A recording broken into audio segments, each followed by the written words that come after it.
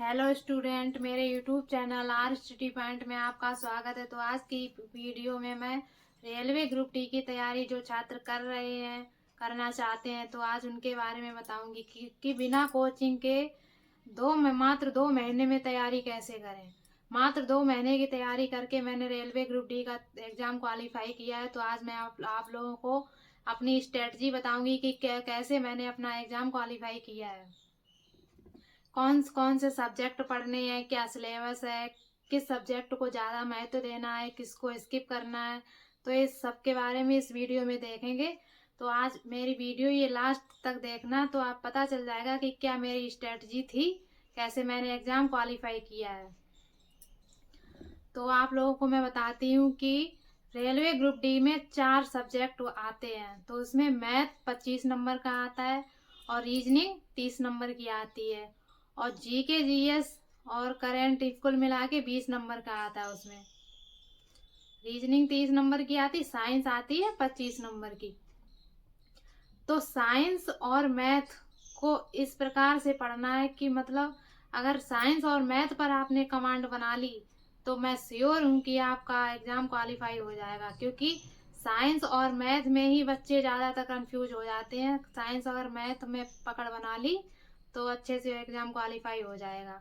तो सबसे पहले जीके और करंट की बात करते हैं। तो जीके को अभी स्किप कर देना है, क्योंकि जीके का बहुत बड़ा रोल होता है, लेकिन पढ़ना भी बहुत ज़्यादा होता है, और उसमें मतलब 15 नंबर का आता है केवल, और बहुत सारा पढ़ना होता है, इसलिए अभी उसको जीके को एक साइड कर देते हैं, स्किप कर देते हैं। तो करंट की बात करते हैं। तो करंट के लिए 5 नंबर की आती है करंट। तो उसके लिए 10-15 मिनट की कोई वीडियो यूट्यूब पे देख लीजिए, जो कोई बढ़िया टीचर पढ़ाता हो।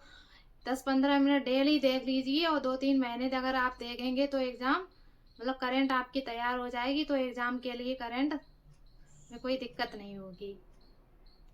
और मैथ की बात करते हैं। तो मैथ आप एक बढ़िया टीचर देख लीजिए यूट्यूब पर, जिस टीचर का आपको समझ में आता हो उस टीचर का पढ़िए और समझिए, उसके नोट्स बनाइए। टीचर जो पढ़ाता है उसके प्रॉपर नोट्स बनाइए, और इसके बाद उस नोट्स को 2-3 बार रिवाइज करिए। और अगर आप उस टीचर के बने क्वेश्चन को सही से कर लेते हैं तो इसके बाद आप एक बुक उठाइए, और बुक उठा के उसी टॉपिक के सारे क्वेश्चन सॉल्व करिए। तो आपको पता चल जाएगा कि मेरा ये टॉपिक तैयार हो चुका है। तो इसी प्रकार आप एक दिन में 2 चैप्टर या 1 चैप्टर अपने हिसाब से कर सकते हैं। और इसके बाद तो ये तो मेरी मैथ की बात हो गई। और रीजनिंग भी, जिस टॉपिक मतलब मैथ का अगर आपका सही है तो रीजनिंग ऑटोमेटिक सही हो जाएगी। तो रीजनिंग के लिए भी यूट्यूब पर पढ़ना चाहें तो यूट्यूब पर पढ़ सकते हैं, और अगर रीजनिंग वो बुक से पढ़ना चाहें तो बुक से भी पढ़ सकते हैं।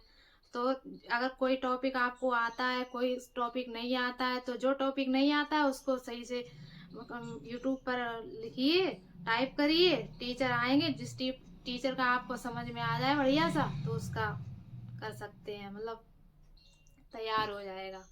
तो रीजनिंग इस प्रकार तैयार कर सकते हैं।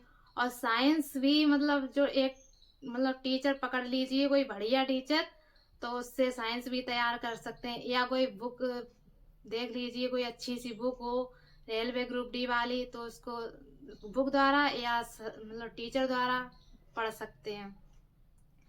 अब ये तो मैथ और साइंस और रीजनिंग की बात हो गई। अब क्या बचा, जीके जीएस।